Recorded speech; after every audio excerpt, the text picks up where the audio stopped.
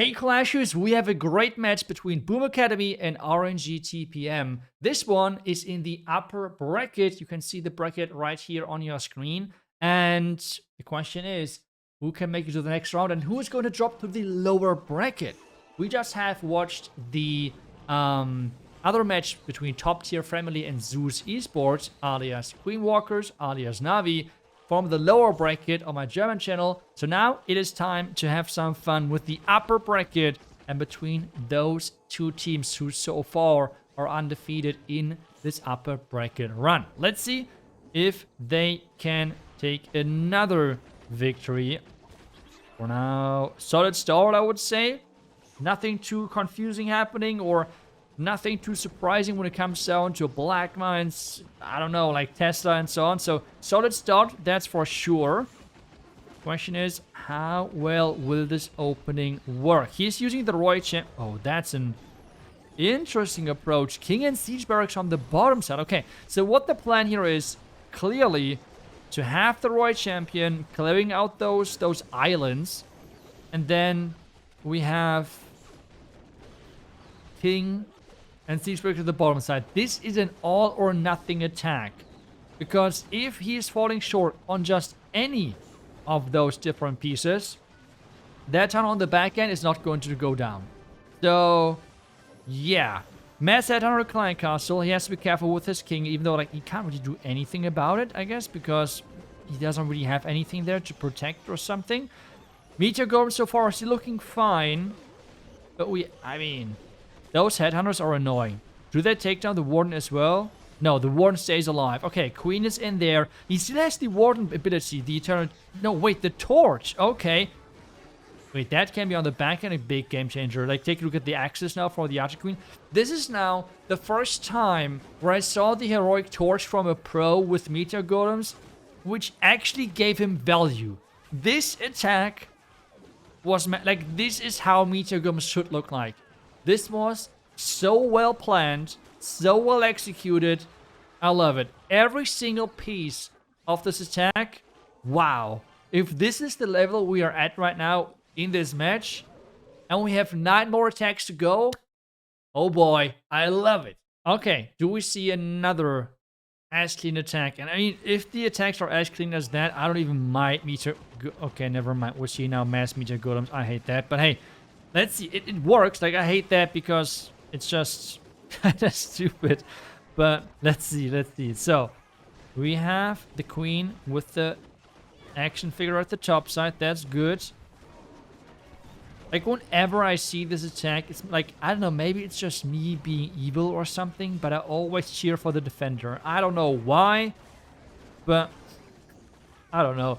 Is this the torch as... Oh, is that the torch as well? For example, in this attack, I don't understand the torch because, like, he is just using the Meteor Golems in here. Why the torch? Could someone explain to me? What is the reasoning behind the torch? The jump effect is completely gone, and the 15% damage reduction, you cannot tell me that this is better than in Eternal Tome. So, yeah, I'm a little bit confused there. It is really strange, but... is this going to be enough? That's the big question to me. We have the Roy Champion down here still. We have one more totem to be used. The Overgrowth is going to wake up soon. There we go. But the Queen is struggling right now quite a bit because she's in a lot of danger. Roy Champion down here doing her best. Come on, can she do it? Can she do it? Okay, she's staying alive because of Diggy. That's good for her. But I feel like a little bit power is going to be missing on the back end, right? He's not going to make it all the way through, even though I have to say that was well played, Meteor Golem, even though I still don't understand the torch. I don't understand the torch. Maybe someone in the comments can explain that to me, because the Rage Gem... I mean, I can understand the Rage Gem is mostly effective with, like, healing troops, like healers or the druids or something. So I can understand, okay, Rage Gem, maybe not needed. It's fine. But why not the Eternal Tome? I don't know. Maybe I'm missing something. That's why I'm relying on you guys. Let me know in the comments why he's using the torch. Because the torch in the first attack made sense because of all the dead zones, right? Like, those were the island bases which means you have really a lot of isolated defenses which are hard to reach if you have nothing to get into those compartments. But on this one here, it's a pretty classic base, right? Like the meteor golems can throw each other from one compartment into the next compartment to the next compartment and so on. So the torch, like the jump effect, which is the major factor of that equipment, is not really needed. So I was a little bit confused, and time is as well not an issue. Like you can argue, hey, the speeding up the attack is another big factor because time can be always an issue. But typically not an issue in the meteor golem attacks, like with the spam meteor golem. So I'm wondering, I'm just trying to like speculate on what the reasoning is here. But either way, this is a solid start with a 90% 2-star. Nothing is decided, obviously, just yet. But Boom Academy is up next again. Okay, Electro Dragons it is. And typically, those Chinese players are insane with those Electro Dragons. So I'm looking forward to that because I'm certainly boosted with Electro Dragons. Like, if I play Electro Dragons, that would need another 2,000 hit point buff to actually make them work. But okay. First things first, setting up a great Flame Flinger. That should give him a lot of value. So that's the first step. What is the next step though? Already clearing out some outside buildings with some minions. Is that for funneling or is that for... Let's find out. But I would assume he's going to come in from the bottom side with the Revenge Tower. Or is he coming from the top side? I'm not really sure. He now has a surgical electric dragon from the top side with some nice chains. Works half decent. Oh, no, wait. Did do the job, which means he can snipe the monolith now. So this is what I love about this strategy, right? Like about the electric dragons, if you're actually able to do it. Just... Ooh, one... There's an archer in there as well in the mix. Ooh. This is the cool thing about surgical electric dragons. They can be really nice and really strong, but hey. Now, next step. More electric dragons coming from the bottom side. Unfortunately, there is no poison in this army. The super minions are going down quickly because they're in one spot and the fire mite did jump into them, but hey. Warden ability. We have the minion prince ability. Warden win. Yeah, kind of classic. Everything else is really classic. Now the Warden ability. Another rage. He still has to get towards the town hall, by the way. The Guardian is still firing. He might want to use some totems to distract. As well, the fire spitters on the Minion Prince. The Minion Prince is going down. Okay, still with the Phoenix form there. But the town hall has to go down still as well. I am not sure. Okay, Phoenix can take down the Bomb Hive, which is crucial for him. 2 more totem spells. How well is this going to work on the back end? That's the major question. Wait, the Phoenix is on the town hall, so the town hall should go down. Depending on how quick that one... Another totem, okay. The giant running across, going down. He has one more totem. The Electro Dragon going down. It's going to be a second star, but it's a higher percentage attack than what we have just seen from RNG TPM. And they get some more percentage points. Let's see. Warden coming in. Okay, another one, another one. I mean, those back-end defenses, some of them are low, but the Warden is not going to be quick enough in that time. It's overall, I would... Maybe not a time... Maybe with Sneezy and no Black Mines, maybe it is just a time fail. But either way, it is not a triple. That is the most guaranteed thing we all know. But a really solid attack. 96% 2-star. RNG TPM. What are you going to do next? Okay, so we see another air attack. But it's Dragon Riders this time around. We have a Yeti to go for a Wizard Tower on the outside. Okay. Fine. Worked. What's the next step? Royal Champion to create a cut. Which means... Oh, Earthquake. I think he missed this one, right? Let's see. I'm not sure if the Fox was the best choice. Royal Champ gets the defending Royal Champion. Oh. Just like that. Now let's see what is happening next. We have Siege Barracks. And we have the Queen on the far right side. We have a lot of damage already on those Dragon Riders. Warden ability with the Healing Tome could come in clutch. We have as well one Inferno Baby Dragon going for the Guardian. Can that work? If that one Inferno... He gets it. Oh my, that one Inferno Dragon gets that Guardian. What a clutch Inferno Dragon right there. Question though is, can he get all the way through? The Dragon Riders are splitting towards the top side. The Inferno Dragons are at the core.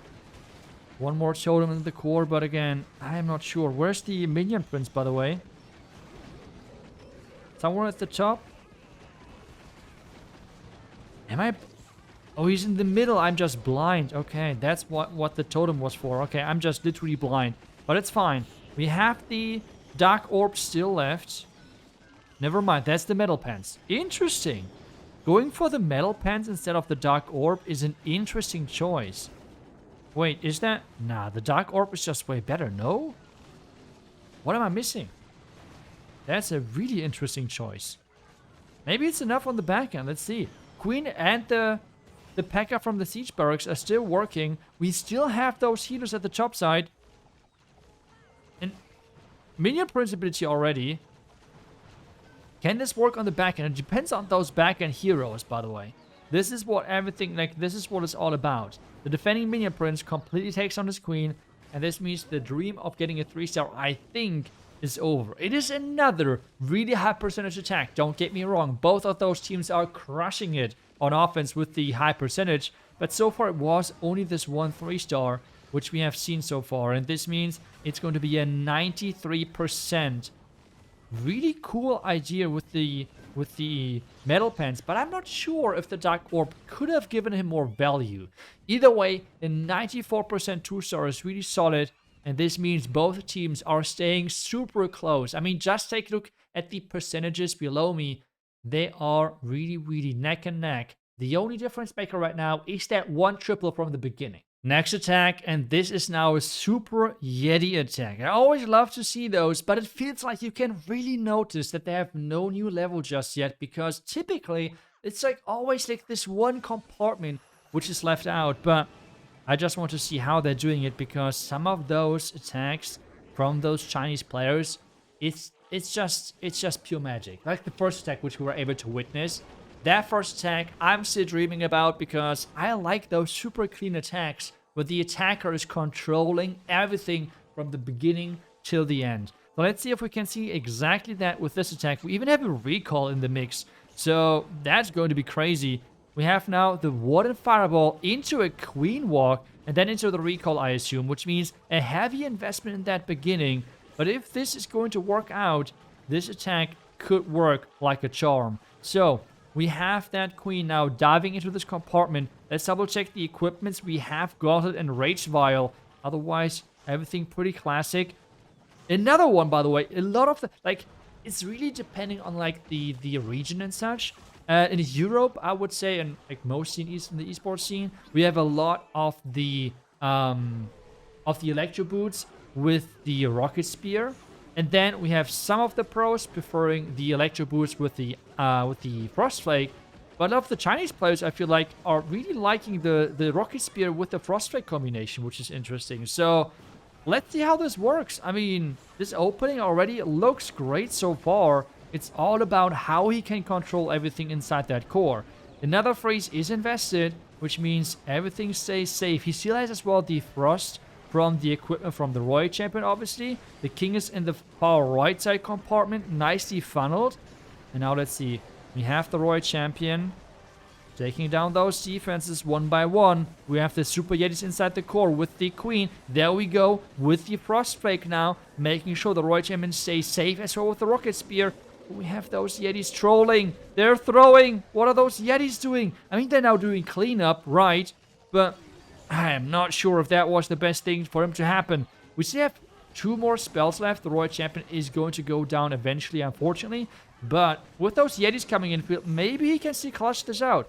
Maybe he can still clutch this. The action figure is going through the first compartment, through the first wall. He's saving the action figure to make sure he has like a kind of wall break into the next compartment as well. And now it's all about this back end. The Monolith is going to be taken care of. The Warden and the Queen are getting healed up back together as they're staying on top of each other. The Warden, why are you following the booger? What are you doing, buddy? Okay, now we have the Super Yetis coming in. Can this still work? We have 16 seconds, 15 seconds. The Super Yetis are still there. They're still working. Go back. Yep, that's right. 10 more seconds. Can they take down those buildings? Few more shots from the Yeti, and it's enough. And oh my goodness, it is going to be enough. What? Like, I'm just speechless.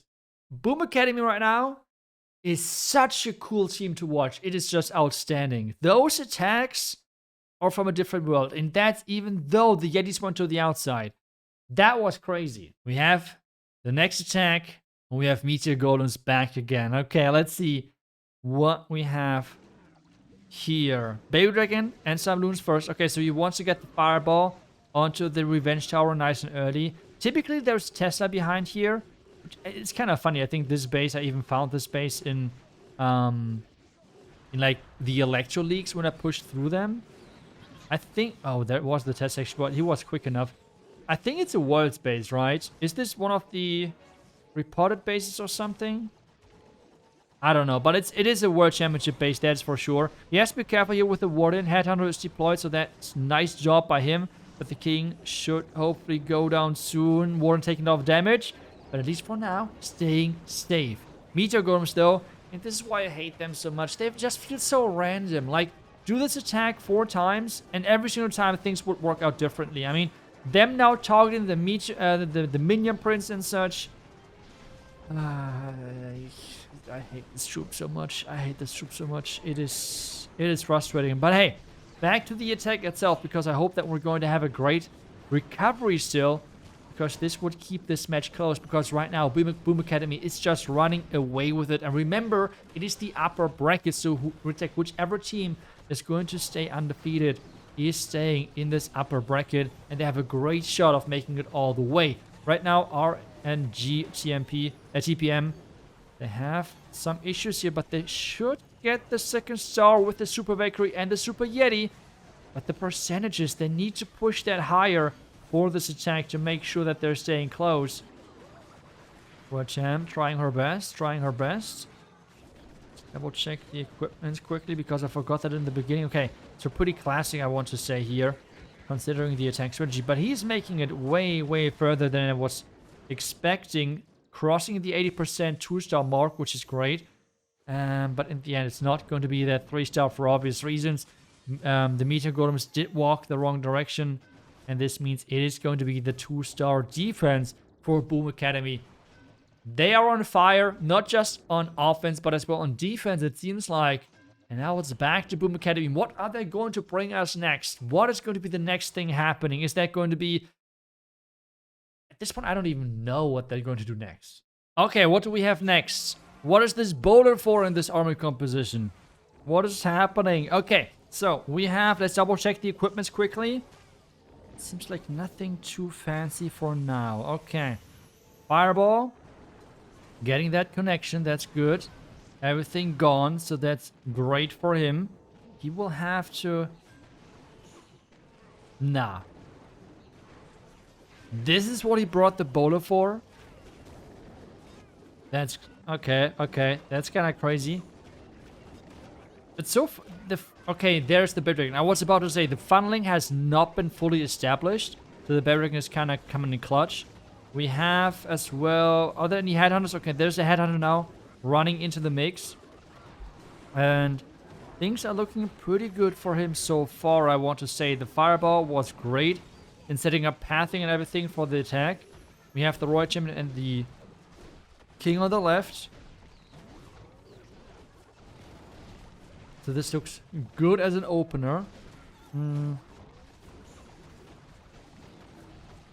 Okay, the Revenge Tower. This is like the big deciding thing we have to take a look at on the back end. Like, this is the one important thing, which it comes down to. How is he going to handle this? We have now the Rage leading into the Revenge Tower. There goes the Freeze. Nicely catching everything. The Giant, the Giga Bomb, though, catching everything on his side. The healers are raged up, baby. They're healing everything. We have the king spiky ball. We still have that royal champion ability.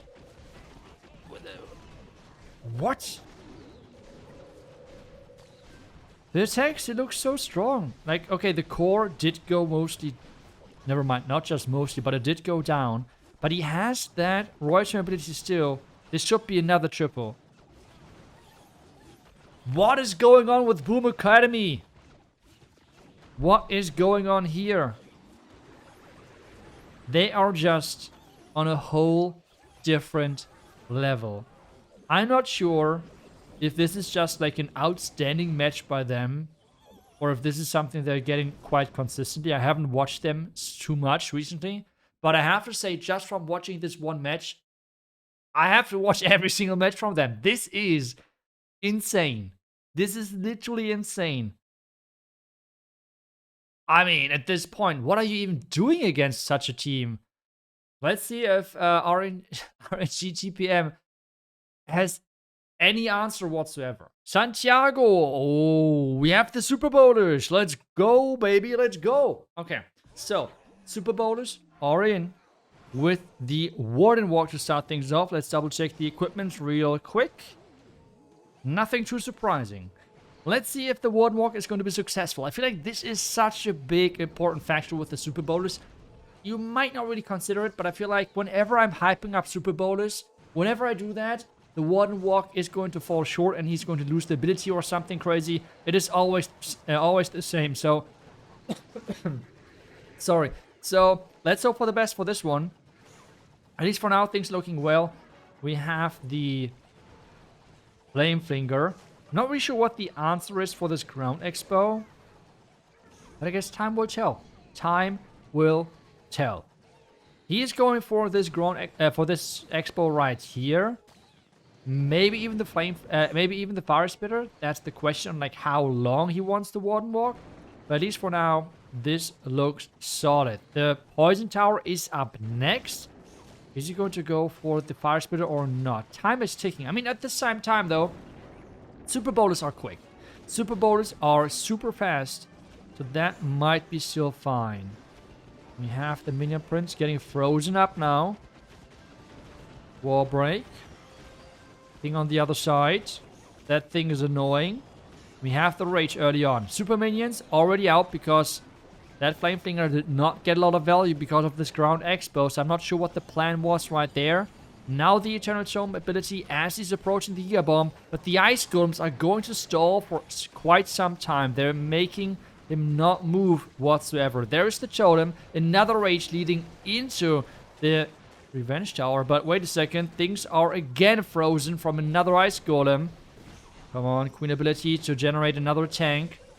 Can he make this work? We have the King on the outside. We have the Bowlers on the inside to push as heavy as possible. We have 2 hero abilities left on the back end and still 1 spell. So maybe this is going to be enough. King ability as well used. I'm not sure if that King ability was the best.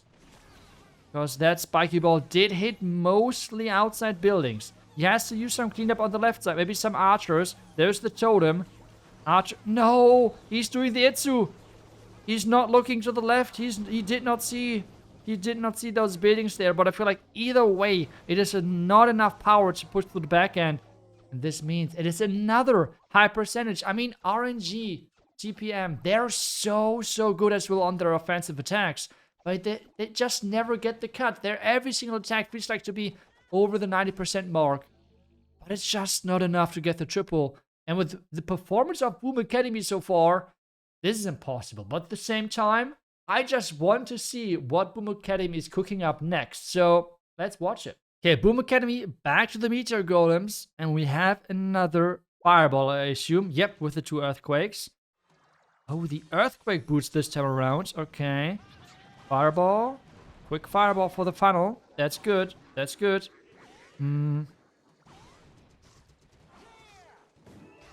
Okay, again, early Queen to lure the Warden into the other direction. So, how is that going to work? Wall break did happen, but he's going somewhat into the bomb pipe. How much damage? And, well, he's most likely going to face 2 fire spitters. That is dangerous, but the good news is that he's going to enter into the revenge tower, so no annoying revenge tower on the back end. And wait a second, they're doing the thing again. They're doing the thing again. So they have the fireball, queen, warden walk into the recall. I didn't see the recall. Okay, so instead of having now... Wait, did this triple... Isn't that the same... Is it a similar base or the same base as what we had earlier? I think I casted too many matches today. I can't even remember. So, it is overall the same approach as what we have seen with the Super Yetis. It's not exactly the same base. Nope, it's not. But it's the same approach, which means a Warden Fireball into a Queen Charge, into the Recall, into a Meteor Golem push. I like this quite a lot. Let's see how much power he has. Earthquake Boots early on. The Log Launcher is going to open up the core, though. Queen, where are you going? She's going to the outside. Is that bad, though? Is that an issue? We will find out. More and more Meteor Golem. The Queen is coming back. That's unfair. Boom Academy are playing with controllers. That is... What? My Queen would have walked towards the top side. I know it. Guaranteed. But by the way, this entry is fully baited. There's only one healer left. And it seems like that Boom Academy, they can be... Should I call it too early? But it seems like that they can be defended. Because with only one healer, I don't think that this is going to be enough. Or is it? There's two heroes on the back end which have a clear talk. Wait. Nah. With one healer? What can stop this team? This is so unfair. This is the highest score I have so far casted a match. 14 stars on Town Hall 18 in esports mode. This is insanity. Okay, we have a Root Rider attack to finish off the match, which is strange to say, but it's a nice mix-up between all of those Meteor Golems. But especially after the last attack, like, that was kind of crazy. That was surprising. That was just something different. I don't even know. But we're going in here for that Royal Champion charge, for the funnel, trying to create that cut.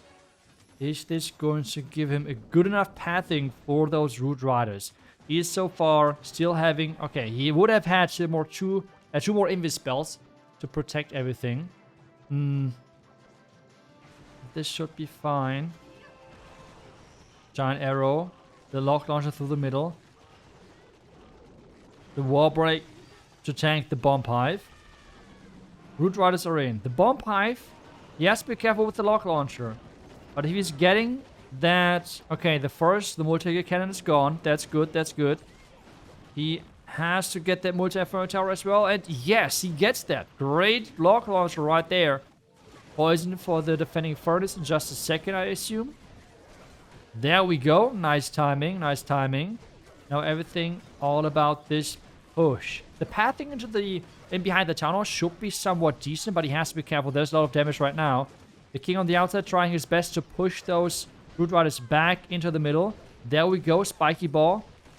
And now, what is going on? How strong is this push now into the core? Is there even a push existing anymore? Because the Root Riders have slowly disappeared.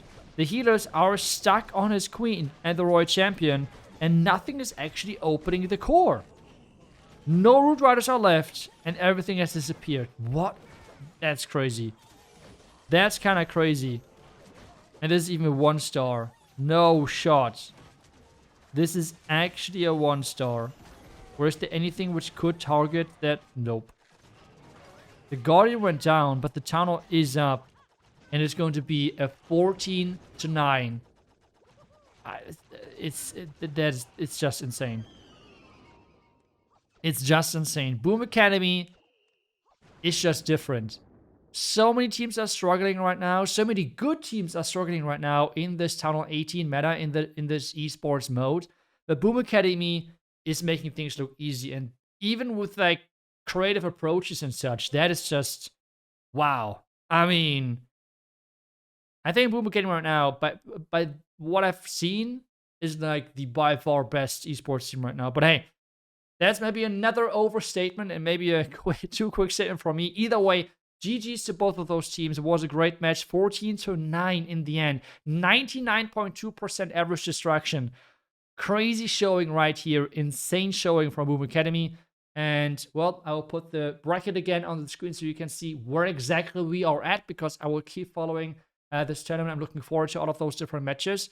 But that's it from me today. Thank you so much. I wish you guys back tomorrow with the next Flash video. Until then, see ya, and bye-bye.